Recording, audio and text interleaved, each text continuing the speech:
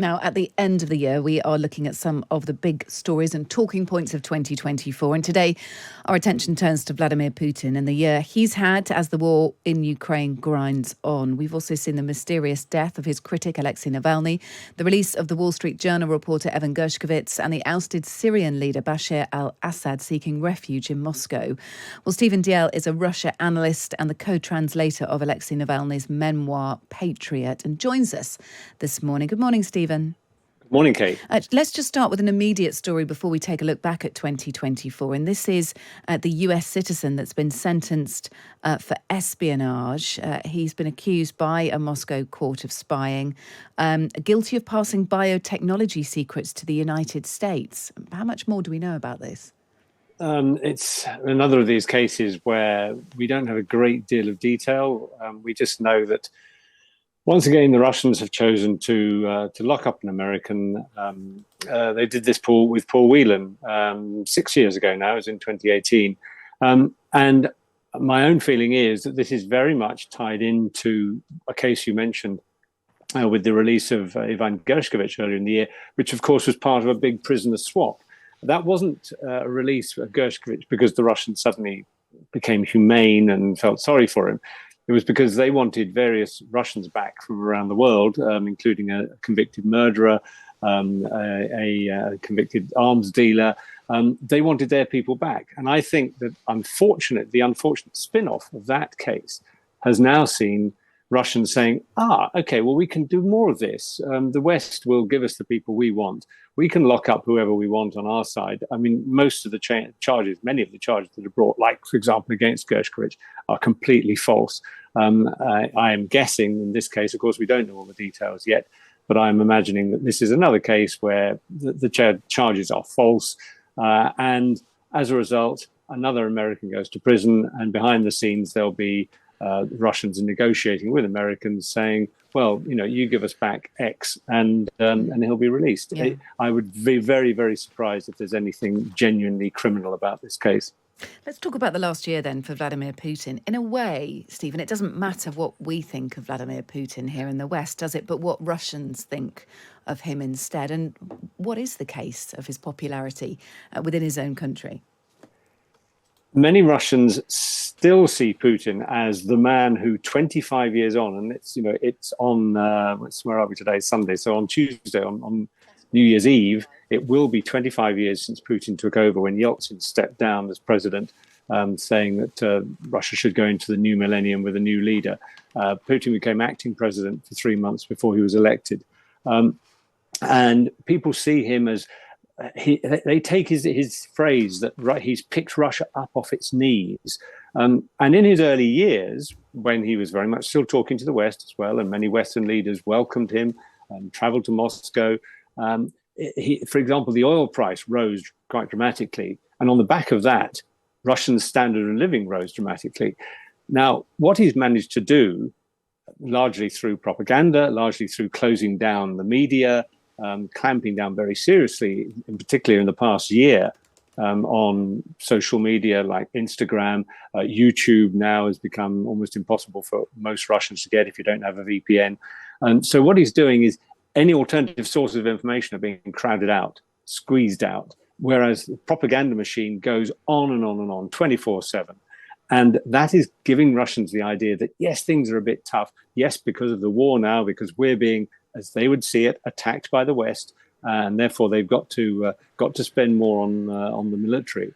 And so the fact that in the last 5 to 10 years, indeed, even before that, really, once the oil price started to drop, Russian standard of living started to drop, and their standard of living now is very low. Probably about 50% of the country live in poverty, and yet because they have a different poverty, a poverty of information, they still seem to think this man is doing well. And so he would say, as indeed he did 10 days ago in his 4.5-hour press conference, phone in to the people, that he's been a success. And in his terms, he has been. But he has to say that because he cannot admit to any weakness at all. Yeah, and he was quite bullish during that, large annual press conference that he holds. In terms of sort of tracking back through the year, we had the death of Alexei Navalny in February. The election in January, of course, where there were no real opponents. And in terms of his political future, actually, just to kind of circle back on that quickly, there is now really no way at all, apart from, to be quite frank, assassination, that Vladimir Putin, unless there's an almighty push by someone who has an extraordinary amount of power that so far we have not seen, there is every likelihood that Vladimir Putin will remain as president of Russia for the foreseeable. Absolutely. I mean, he has overseen, in his third term, he oversaw a change in the constitution so that whereas previously the constitution, which was brought in under Yeltsin, said that a president, rather like in America, could serve for no more than 2 consecutive terms, although in fact that allowed him to come back after a mock term away when he was still really in charge, when Dmitry Medvedev stood in as president. But he's now made it, you don't even need to any sort of break. So he can be president for life because of that change in the constitution. And yes, you mentioned Alexei Navalny. He was the only viable leader of an opposition movement at all who could really stand up to Putin. There is no one else in the country, certainly, who could do that. They're either in prison or they've been assassinated, or they're living in the West where their influence is much less, because Russians see them as, well, you're abroad somewhere. What can you do in this country? So there is no viable opposition leader in Russia at the moment. And you mentioned assassination or possibly illness. I mean, if Mr. Putin were to drop dead tomorrow, then there would be political chaos in Russia, because there's no, even on his side, there's no obvious replacement for him, because that would be too dangerous for him. No successor at all. Exactly. Be too dangerous. If someone gets known as the successor, then Putin starts to worry. Putin is paranoid, apart from anything else, resentful against the West, and has to present everything as if anything is good is his, anything that goes wrong, others are to blame. The arrival of Donald Trump's administration in January, what does that signal for Vladimir Putin? It's actually, Kate, it's a tricky one. A lot of people are saying, oh, well, Trump thinks he gets on well with Putin, and so, it'll be difficult for Ukraine because they'll probably come up with some deal to end the war and so on. But actually, the Russians are rather worried about Trump's election because he's so unpredictable. In a sense, they would rather have dealt with another Democrat, because they can criticize them, they can have a go at them, but behind the scenes they can talk to them, and they know generally what they have in mind. They are as worried as anyone else about Trump's unpredictability, and the rather curious, shall we say, collection of people that Trump is starting to surround himself with actually causes some worries in the Kremlin, because they think, well, will he say one thing one day and something completely different the next? So they are probably as wary as anyone as to what the new American administration will be like. Look, that's super interesting. Thank you so much for being with us. Stephen Dalziel, who's a Russia analyst and the co-translator of the Alexei Navalny memoir, Patriot. Really interesting to speak to you. Thanks, Stephen. Thank you. Cheers. Really interesting point there about what the Donald Trump presidency will mean for Putin, because, Stephen is right. There is this perception that it's somehow going to be more favourable to Russia than it might have been had Kamala Harris won. Peace talks abound.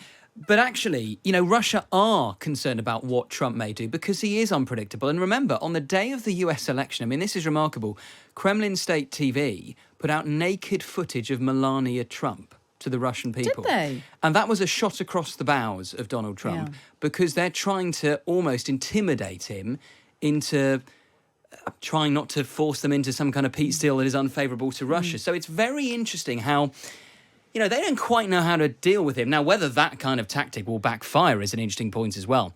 And whilst on the one hand, Putin looks in many ways stronger than he was 12 months ago, he had his re-election, quote unquote, if you want to call it that, earlier this year, and they have made territorial gains in Ukraine.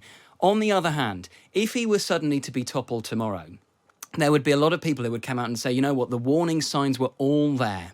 He's got a struggling economy. The ruble has been in trouble this year, not least after the Kursk incursion in August. You've got military aims that are not being fully achieved, and a regime that is becoming increasingly isolated. We had the fall of Putin's ally in Assad. Well, he's also aligning Iran has been himself weakened with North Korea. If you're aligning and other yourself with North nations. Korea, it's Yeah. because you haven't got that many other options. Yeah. So it will be, whatever happens, a fascinating year 2025 for Vladimir Putin. And of course, we will keep you covered on it here on Times Radio.